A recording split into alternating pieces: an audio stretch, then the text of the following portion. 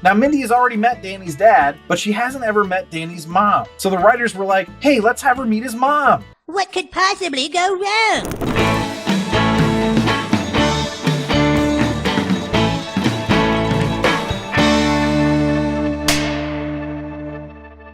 Welcome back to another episode of The Rank. I'm John, and today we're going to be ranking the next episode of the Mindy Project. Now, for those of you who are new to the show, I'm going to give you an agenda real quick. We start off with the Potent Notables, where I give a couple facts or tidbits about the episode or series that I found. Then I go to the episode overview, which is just me talking about everything that happened in the episode. And then I do the rank, the namesake of the show, where I rank the episode in 5 categories on a scale of 1 to 5, 1 being the worst, 5 being the best. I'll figure out what's the best sitcom of all time. Now, today we're going to be ranking the second episode of the 3rd season of the Mindy Project, titled Annette Castellano is My Nemesis, which was written by Tracy Wigfield and directed by Marco Fornioli. Now, just so you know, there are going to be spoilers ahead, so if you want to watch it before you watch or listen to this, I get it, but otherwise, spoilers ahead, there's your warning. But let's see how this stacks up, starting with the Potent Notables.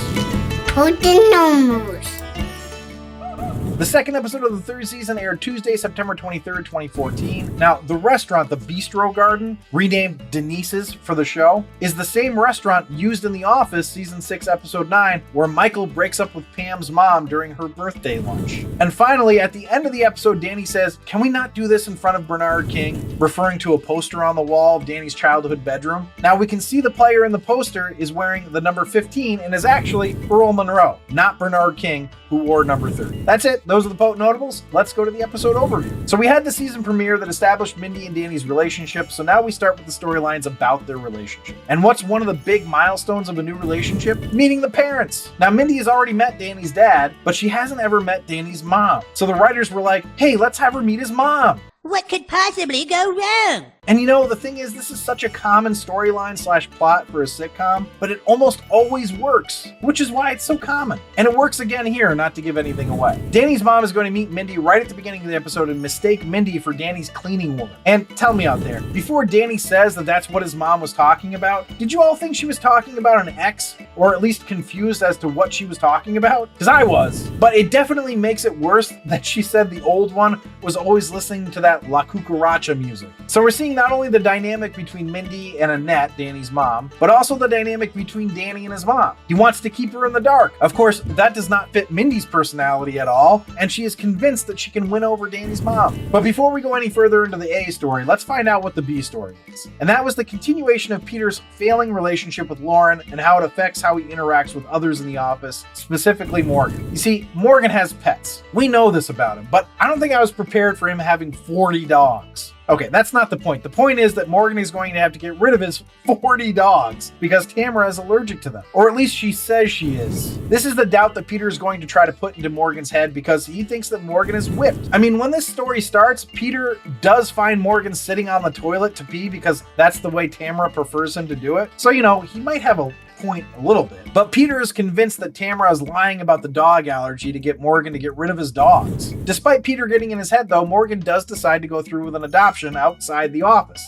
Again, he had 40 dogs. That's a lot of dogs. While Morgan is working on his adoption, Mindy is trying to weasel her way into a brunch with Danny, his brother Richie, Danny's mom Annette, and Annette's friend under the mistaken conviction that Annette actually wanted her to be there. Now, for me, I would always just instinctually shy away from this type of situation. Not because I'd be worried about meeting the parents, but just that I would feel like it would be awkward. Am I alone here? I would never want to insinuate myself into a significant other's parents' birthday party. But I'm not Mindy, and Mindy clearly wants to do this. And although it feels like a recipe for disaster, it actually goes pretty well. We even get a montage of Mindy just agreeing with Annette, one of which was Mindy saying, "I know, I hate that ethnic group also," which is really funny. Messed up for sure, but funny. Where things take the inevitable turn is actually when Mindy defends Danny's gift to his mother, which was a new stove. And that is like, "It's a nice try, but I prefer Richie's teddy bear." And Mindy is like, no, the stove is a better present. What the fuck?" And now Annette doesn't like Mindy. But back to the B story, and Morgan is selling his dogs and is clearly having a hard time parting with them. Now,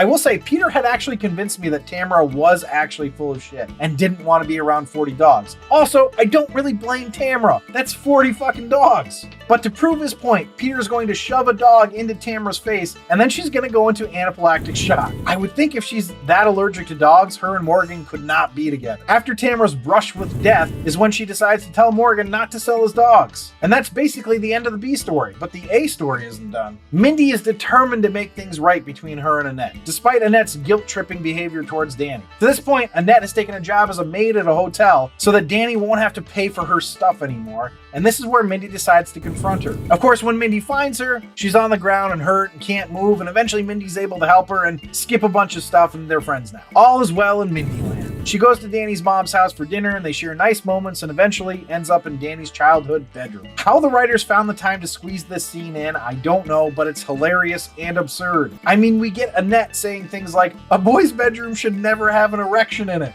and "I bought him those pants and he's tearing right through them." I don't know if Rhea Perlman knew what she was going to be saying for the show, but I appreciate her contribution to it. All right, that's the whole episode. Let's see how it ranked. A rank. So the rankings are ranked the episode based on 5 categories: story, acting, dialogue, episode coherence, and character relatability. I rank it on a scale of 1 to 5, 1 being the worst, 5 being the best. And then I have a laugh counter where I tally up the amount of times the episode made me laugh out loud. 1 point per laugh out loud gets added to the total. But before I dive into the rankings here, I just want to say if you're enjoying this episode, please leave a like down below. It really does help us out. And without further ado, the first category is story, which I gave a 4. Pretty simple story. Meet the mom. For a romantic comedy, it's a great story, and it's a great story here as well. There's just not a ton of meat to it, which is fine, but you know, that's why it's not a 5. So let's go to acting, which I gave a 4.5. Zosha's allergic reaction acting was, not great, and Ike Barinholtz is a little too over the top, but these are really small issues, just explaining why it's not a 5. Also, it seemed pretty clear to me that Rhea Perlman didn't know who Bernard King was. Not the best line reader. So let's go to dialogue, which I also gave a 5. The writing on the show is so good. It's fun without losing poignancy, but also just plain goofy. It doesn't work out every time, but when it does, you're in for a lot of laughs.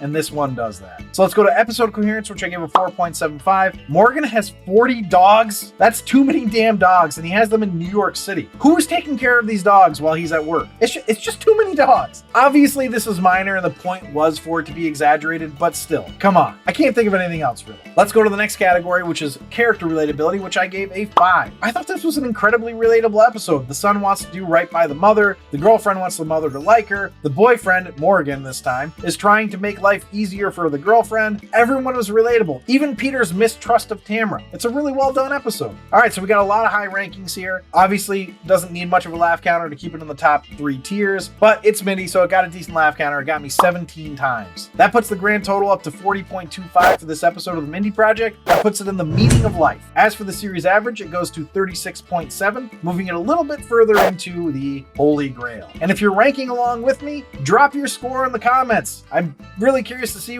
if you guys are aligning with me on this or not. I also am really curious about the laugh counters. All right, thanks for listening and or watching. If you'd like to see a list of our episode and series rankings, you can do that on our website at therankpodcast.com. And for those of you who've been watching for a while and haven't subscribed yet, please do subscribe and or follow if you're enjoying it. For anybody else out there, you can comment or shoot me an email at info@therankpodcast.com with your questions, comments, or suggestions, and I will reply to you if you want me to. Please also consider becoming a patron on our Patreon site at patreon.com/therankpodcast, where you can get access to all of our archived episodes. But I will leave you with this. Why did they make Rhea Perlman change her wardrobe when she got on set? Because when she read the title of the episode, she came to set dressed as Jean-Luc Picard. Who?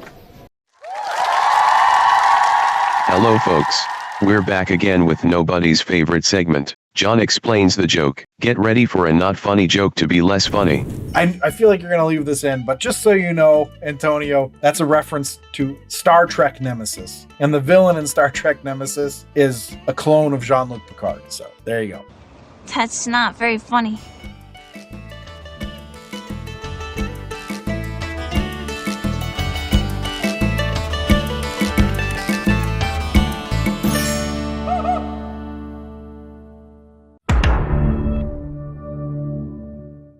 And for those of you who've been watching for a while and are...